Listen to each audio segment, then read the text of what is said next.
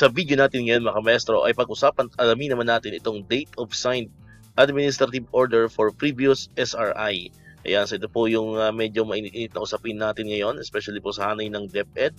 Ito pong pag-release po mga maestro ng administrative order or AO para po sa ating SRI 2025. Ayan, so kamakailan nga po mga maestro, noong Friday ay nagpahayag na po ang Malacanang na mapipirmahan po, no? Ibig sabihin, magkakaroon pa rin po tayo ng SRI para ngayong fiscal year 2025. So ngayon, magkaroon lang tayo ng konting baliktanaw po para magkaroon tayo ng idea kung ano ba talaga yung mga dates, no, na pwedeng i-release po itong AO for SRI 2025.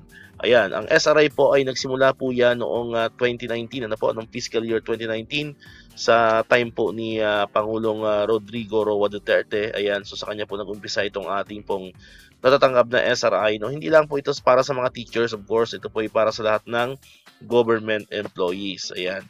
So noong SRI 2019 po, ang AO19 ang nagpatibay sa SRI. Ito po yung kauna-unahang administrative order para po sa Service Recognition Incentive sa panahon po ni Pangulong Duterte. Ayan, so December 2, December 2, 2019 po ang release ng AO for SRI 2019. Ayan, so napakaaga po mga maestro. So unang or pangalawang araw pa lang ng Disyembre ay meron na pong AO for SRI 2019. Next, yung SRI 2020. Ayan, so ito po ay syempre panahon na ito ng pandemic, Ito po yung kasagsagan po ng ating COVID-19. And of course, si Pangulong Duterte pa rin po ang presidente sa mga oras, sa mga time na ito. Yun naman po yung AO number 37, po mga maestro, na kung saan ito po ay ipinalabas noong December 18, 2020. Ayan.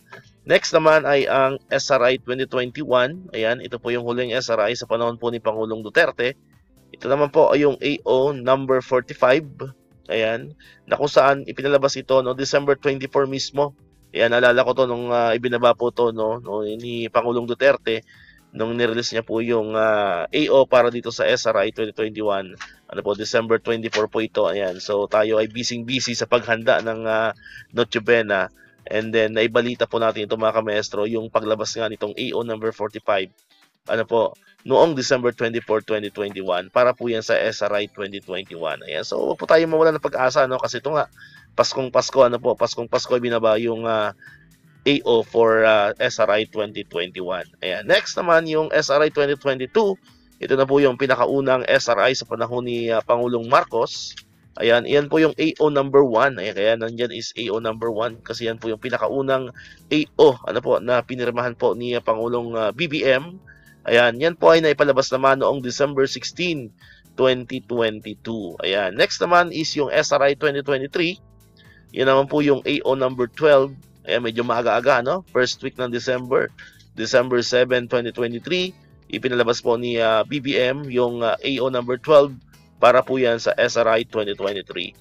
Next, ito po yung pinakahuli, of course, yung nakaraang taon lamang po ito mga maestro, yung SRI 2024. Yun po yung AO number 27 na kung saan ipinalabas naman po ito noong December 13, 2024. Last year lang po ito mga maestro, na kung saan tayo po ay ginagrant ng hindi po lalagpas sa 20,000 na SRI. Ayan. So, wag po tayo mawala ng pag-asa po mga maestro kasi kung makapansin po natin, mula noong 2019 hanggang 2024 ay iba-iba talaga ang date ng release ng AO or SRI 2024. Siyempre, yung pinakamaaga po, yung time ni Pangulong Duterte na kung saan December 2. And then yung pinaka-late din kay Pangulong Duterte rin po yun na kung saan yun naman po ay pinalabas noong December 24. Ayan, so iba-iba iba-iba po yung mga dates ng release ng AO.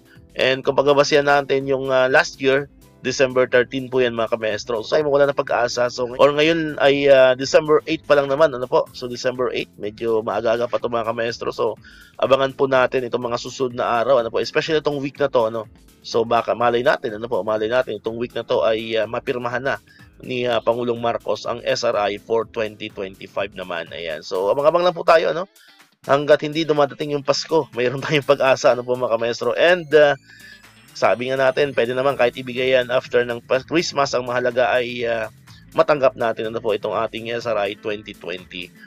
Ayan, so dito ko na muna tatapusin ang ating video ngayon mga kamestro. Kung di ka man nakapag-subscribe, click mo na ang subscribe button dyan para ikaw yung unang nakapanood ng mga videos na in-upload natin. Katulad ito yung mga updates pa rin about sa SRI and other bonuses sa mga teachers and government employees. And syempre, click mo na rin ang notification bell button para man-notify ka, always updated ka pag may mga bago tayong uploaded na videos. So muli, maraming salamat sa inyong panonood at pakikinig. Once again, El Maestro. See you on my next vlog. Bye-bye!